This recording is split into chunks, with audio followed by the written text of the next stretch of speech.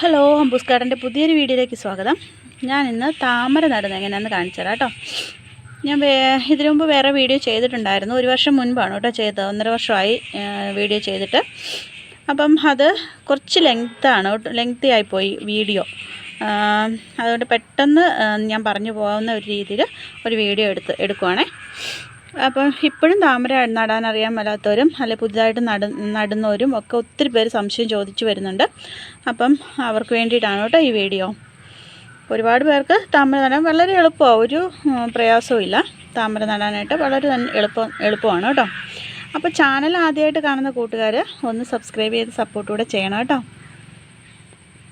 അപ്പോൾ നമുക്ക് വീഡിയോയിലേക്ക് പോകാം. ഒരുപാട് എന്താ പറയുക, നീട്ടി വലിച്ച് നിങ്ങളെ ബോറടിപ്പിക്കുന്നില്ല കേട്ടോ.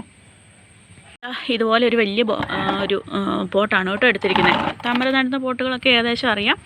ഇത്രയും വലിപ്പത്തിലുള്ള പോട്ടാണ് ഇത്. ഞാൻ വേറൊരു താമര നട്ടിട്ട്, താമരയല്ല, ആമ്പൽ ഞാനൊരു ഓസ്ട്രേലിയൻ വെറൈറ്റി നട്ടത് മാറ്റിയതാണ് കേട്ടോ, പോട്ട് മാറ്റിയതാണ്. അപ്പോൾ ഇതിനകത്തേക്ക് തന്നെയാണ് ഞാൻ നടാൻ പോകുന്നത്. അപ്പോൾ ഇത്രയും ഇടുന്നത് ചാണകപ്പൊടിയാണ് കേട്ടോ. ചാണകപ്പൊടി ഇപ്പം ഞാൻ 1 കിലോയുടെ ചാണകപ്പൊടി വാങ്ങിച്ചതാണ്. അതിൽ കുറച്ചെടുത്തു. ഇപ്പോൾ ഒരു 1/2 കിലോയോളം കാണുമായിരിക്കും കേട്ടോ. ഇത്രയുണ്ടേ. ഞാൻ ഈ നമ്മൾ ഹാങ്ങിങ് പോട്ടില്ലേ, തൂക്കിയിടുന്നത്, ഹാങ്ങിങ് പോട്ടിൽ ഒരു ഹാങ്ങിങ് പോട്ടൊക്കെ ആയിട്ടാണ് ഞാൻ ഇടുന്ന അളവ് ഇടുന്നത് കേട്ടോ.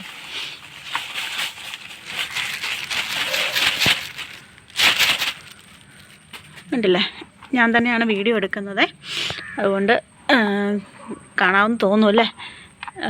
അപ്പം ഇങ്ങനെ നിരത്തി ഇടുക. ഒരിക്കലും നമ്മൾ ചാണകം പൊടി കട്ടയൊക്കെ ഉണ്ടെങ്കിൽ ഇങ്ങനെ ഉടച്ചിടണം കേട്ടോ. അപ്പോൾ ചിലപ്പം ഇതിങ്ങനെ ചാണകപ്പൊടി ഞാൻ പുറത്തുനിന്ന് കടകളിൽ നിന്ന് വാങ്ങിക്കുന്നതുകൊണ്ടാണ് കേട്ടോ ഇങ്ങനെ ഇത്രയും നൈസായിട്ട് തന്നെ ഇരിക്കുന്നത്. അല്ലെങ്കിൽ വീടുകളിൽ നിന്ന് ഉണക്കി പൊടിക്കുന്ന ചാണകപ്പൊടിയൊക്കെ നല്ല കട്ടിയിലിരിക്കും. അപ്പോൾ അതൊന്ന് നന്നായിട്ട് ഉടച്ചിട്ടൊക്കെ ഇടണം കേട്ടോ. അപ്പോൾ ചാണകപ്പൊടി ആദ്യം ഇടുക. അത് കഴിഞ്ഞിട്ട് ഒരു 2 പിടി എല്ലുപൊടി ഇടുക കേട്ടോ. ഒരു 2 പിടുത്തം എല്ലുപൊടി മാത്രമേ ഇടുന്നുള്ളൂ കേട്ടോ. ഇത്ര അളവിലാണ് കേട്ടോ എല്ലുപൊടി എടുക്കുന്നത്. ഇത്ര അളവിൽ എല്ലുപൊടി ഞാനെടുത്ത് പോട്ടിൻ്റെ മുകളിലേക്ക് ഇടുക. ഒരിക്കലും മണ്ണും വളവും തമ്മിൽ മിക്സ് ചെയ്യരുത് കേട്ടോ. ഇങ്ങനെ ലെയറായിട്ട് ഇടുക കേട്ടോ. ഇങ്ങനെ ഇട്ടാൽ മതി. ചാണകപ്പൊടി കുറച്ചുകൂടെ ഉപയോഗിക്കാം, പക്ഷേ എനിക്ക് എൻ്റെ കയ്യിൽ ഇതായി ഉണ്ടായിരുന്നുള്ളൂ കേട്ടോ ചാണകപ്പൊടി. കുറച്ചുകൂടെ ചാണകപ്പൊടി ഉപയോഗിക്കാം, കുഴപ്പമൊന്നുമില്ല. എല്ലുപൊടി ഇത്രയും മതിയായിരിക്കും കേട്ടോ. അപ്പോൾ ഇതിൻ്റെ മുകളിലേക്ക് മണ്ണിടാം കേട്ടോ. ഞാനിവിടെ പഴയ മണ്ണ് ഉണക്കിയതെടുത്തിട്ടുണ്ട്, ഇരിപ്പുണ്ടായിരുന്നേ. അപ്പോൾ അതിങ്ങനെ മഴ പെയ്തപ്പം ബക്കറ്റിനകത്തിരുന്ന് ചെളി പോലെ ആയിരുന്നു. ഉണങ്ങിയ മണ്ണായിരുന്നു, നന്നായിട്ട് ഉണങ്ങിയ പൊടി പോലെയായ മണ്ണാണ്.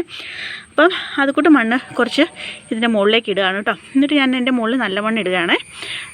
മണ്ണിന് കല്ലും കട്ടയും ഒന്നും പാടില്ല കേട്ടോ. നന്നായിട്ട് നൈസായിട്ടിരിക്കുന്ന മണ്ണാണെങ്കിൽ റണ്ണറോ ഓടുകയുള്ളൂ. അങ്ങനെ കട്ടയൊന്നും ഇല്ലാത്ത കല്ലൊക്കെ ഉണ്ടെങ്കിൽ പെറുക്കി കളയുക. ഏറ്റവും നല്ല അരിച്ചെടുക്കുന്നതായിരിക്കും കേട്ടോ. അരിച്ചെടുക്കാൻ എല്ലാവർക്കും സാധ്യമാകില്ലല്ലോ. അപ്പം കല്ലും കട്ടയൊന്നും ഇല്ലാത്ത ഒരു മണ്ണെടുക്കാം. കണ്ടത്തിലെ ചെളി വേണമെന്നൊന്നുമില്ല. നമുക്ക് പറമ്പിലെ മണ്ണ്, ഞാൻ ഇപ്പോൾ പറമ്പിൽ നിന്നാണ് മണ്ണെടുക്കുന്നത് കേട്ടോ. അപ്പോൾ അങ്ങനെ ആദ്യം ഞാൻ നേരത്തെ ഉണക്കി വെച്ചിരുന്ന മണ്ണാണ് കേട്ടോ ആദ്യം ഇടുന്നത്. പക്ഷെ മണ്ണ് ഉണക്കി വെച്ചിട്ട് വേണം കേട്ടോ ഇടാൻ. ഉണങ്ങിയ പഴയ മണ്ണ് ഉപയോഗിക്കുകയാണെങ്കിൽ ഉണങ്ങിയ മണ്ണ് മാത്രമേ ഉപയോഗിക്കാവുള്ളൂ. വെയിൽ കൊണ്ട് ഉണങ്ങിയതിന് ശേഷമേ നമ്മൾ ആ മണ്ണ് ഉപയോഗിക്കാവുള്ളൂ കേട്ടോ. ഞാൻ പറഞ്ഞല്ലോ, പഴയ മണ്ണ് മഴ പെയ്തിട്ട് ഇങ്ങനെ ആയതാണ് കേട്ടോ. മഴ പെയ്തിട്ട് ഇപ്പം മഴ പെയ്ത് കഴിഞ്ഞപ്പം വെള്ളം വീണതാണ് കേട്ടോ.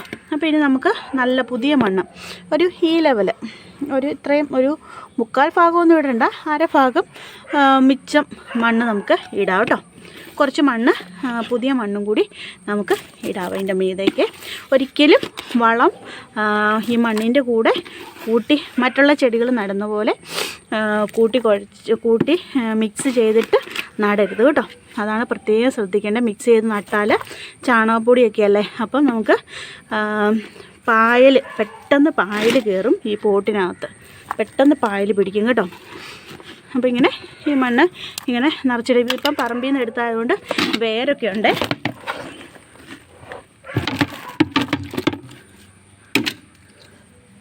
അപ്പം നമുക്ക് ഈ വേരും കല്ലൊന്നുമില്ല കേട്ടോ, കല്ലൊന്നും ഇല്ലാത്ത മണ്ണാണ് കേട്ടോ.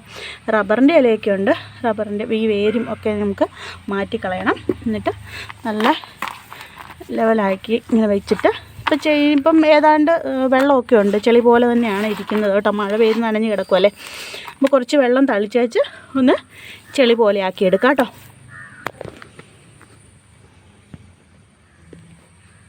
ഇപ്പോൾ ഇതുണ്ടോ ഒരു പോട്ടിൻ്റെ ഇത്ര ചെളി പോലെ ഇങ്ങനെ ആക്കി വെച്ചിട്ടുണ്ട് കേട്ടോ. അപ്പോൾ ഈ പഴയ മണ്ണ് ഉപയോഗിക്കുമ്പോൾ നമുക്ക് ഈ പഴയ ചാണകവും വളവും നമ്മുടെ ഇടയ്ക്ക് NPK കൊടുക്കുന്നതും എല്ലാം കൂടെ മിക്സായിട്ടല്ലേ, ട്യൂബർ എടുത്തതിന് ശേഷം എല്ലാം കൂടെ മിക്സായിട്ടാണ് കിടക്കുന്നത്. അപ്പോൾ ആ മണ്ണ് നമ്മൾ വീണ്ടും അതിനകത്തേക്ക് വെച്ചിട്ട് നടുവാണെങ്കിൽ അപ്പോൾ ചാണകം മുകളിലും എല്ലുപൊടിയും വളം എല്ലാം മുകളിലൊക്കെ മിക്സായിട്ടാണ് കിടക്കുന്നത്.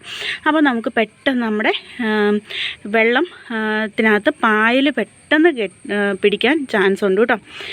ഈ പഴയ മണ്ണ് ഉപയോഗിക്കുന്നതിന് കുഴപ്പം അതാണ്, പായൽ പെട്ടെന്ന് കയറും. ചിലപ്പോൾ ആ പായൽ നന്നായിട്ട് കയറി കഴിയുമ്പോൾ അറിയാമല്ലോ, ഈ പ്ലാന്റ് അതായത് നമ്മൾ ട്യൂബർ വയ്ക്കുമ്പോഴും ആമ്പൽ വയ്ക്കുമ്പോഴും അത് നശിച്ചു പോകുമേ. അതുകൊണ്ടാണ് ഈ മണ്ണ് ഉണക്കിയെടുക്കുകയാണെങ്കിൽ വലിയ കുഴപ്പമില്ല. ഉണക്കിയെടുത്താലും കുറച്ച് മണ്ണ്, പുതിയ മണ്ണ്, ഉപയോഗിക്കാത്ത മണ്ണ് പറമ്പിൽ നിന്ന് എടുത്തോ അല്ലെങ്കിൽ ചെളിയായിട്ട് എടുക്കുകയോ എന്തെങ്കിലും അതിൻ്റെ മുകളിൽ കുറച്ച് ഒരു ലെയർ മണ്ണും കൂടി ഇട്ട് കൊടുക്കുക കേട്ടോ. ഇതാണ് നമ്മൾ നടാനായിട്ട് പോകുന്ന ട്യൂബർ കേട്ടോ. ഇത് ജനനി എന്ന് പറഞ്ഞ വെറൈറ്റിയുടെ ട്യൂബറാണ്. ലീഫൊക്കെ അതേ വിരിഞ്ഞു. ഞാൻ മഴയായതുകൊണ്ട് കുറച്ച് ദിവസം നടാതെ ഇട്ടിരിക്കുമായിരുന്നു, വെള്ളത്തിലിട്ടേക്കുമായിരുന്നേ. ഒത്തിരി ദിവസമായില്ല, കുറച്ച് ദിവസമായുള്ളൂ. എന്നാൽ പിന്നെ ഇപ്പം നട്ടേക്കാം എന്ന് വിചാരിച്ചു. ഇന്നിപ്പോൾ ഒരു വെയിലൊക്കെ ഉണ്ടായിരുന്നു, അതുകൊണ്ട് നട്ടേക്കാമെന്ന് വിചാരിച്ചാണ് കേട്ടോ.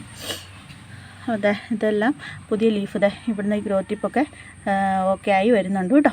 അപ്പോൾ നമ്മൾ ഇതിൻ്റെ ഈ പോട്ടിൻ്റെ സൈഡിലാണ് നമ്മൾ താമര നടുന്നത്.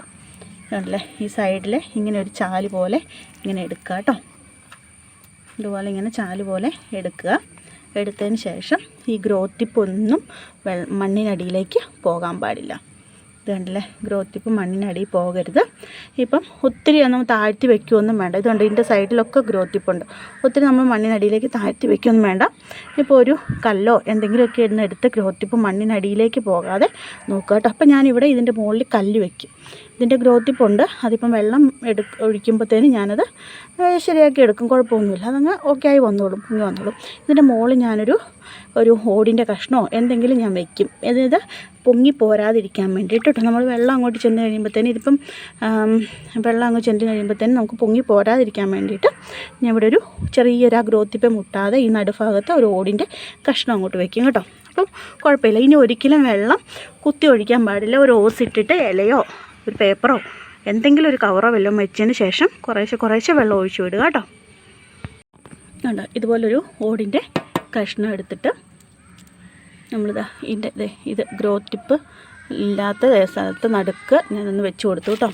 ഇപ്പോൾ വെള്ളം വീണ് കഴിയുമ്പോഴത്തേനും അത് കുഴപ്പമില്ല. ഇത് കണ്ടില്ല, ഈ മെയിൻ ഗ്രോത്ത് ടിപ്പൊന്നും നമുക്ക് മണ്ണിനടിയിലേക്ക് താഴ്ത്തി വിടരുത് കേട്ടോ. ഇത് ലീഫൊക്കെ വന്നതാണ് കേട്ടോ, അതിനകത്ത് പെട്ടെന്ന് കയറി വന്നോളൂ കേട്ടോ. ഇനി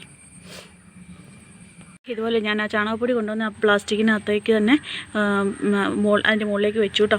എന്നിട്ട് ഇതിനകത്ത് ഇങ്ങനെ വെള്ളം ഒഴിച്ച് കുറേശ്ശെ വെള്ളം തുറന്ന് വിട്ടില്ല ഞാൻ. ഇതിൻ്റെ മുകളിൽ ഇങ്ങനെ വെച്ചിട്ട് കുറേശ്ശെ വെള്ളം തുറന്ന് വിട്ട് ഈ പോട്ട് ഒന്ന് നിറച്ചിടുക കേട്ടോ.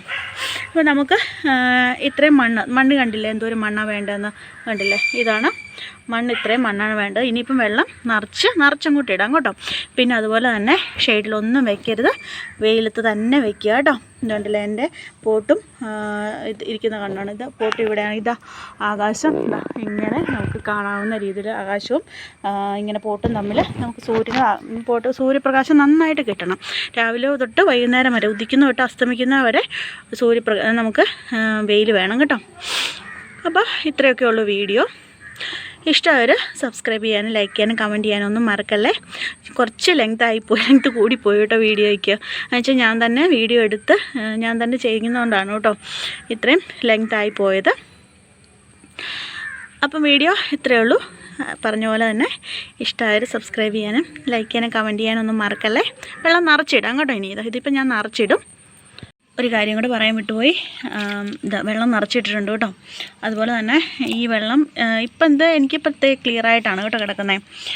ഇപ്പം പോട്ടെല്ലാം വൃത്തിയാക്കി സൈഡിലത്തെ ചെളിയും ഇതെല്ലാം കളഞ്ഞ് വൃത്തിയാക്കി കേട്ടോ. അപ്പോൾ ഈ വെള്ളം ഇതുപോലെ കലങ്ങി കിടന്നു കഴിഞ്ഞാൽ അത് പിറ്റേ ദിവസം ആകുമ്പോഴത്തേനും ക്ലിയറായിട്ട് വന്നോളും കേട്ടോ. കുഴപ്പമൊന്നുമില്ല, വെള്ളം കലങ്ങിയത് മാറിക്കോളും. ഓക്കേ.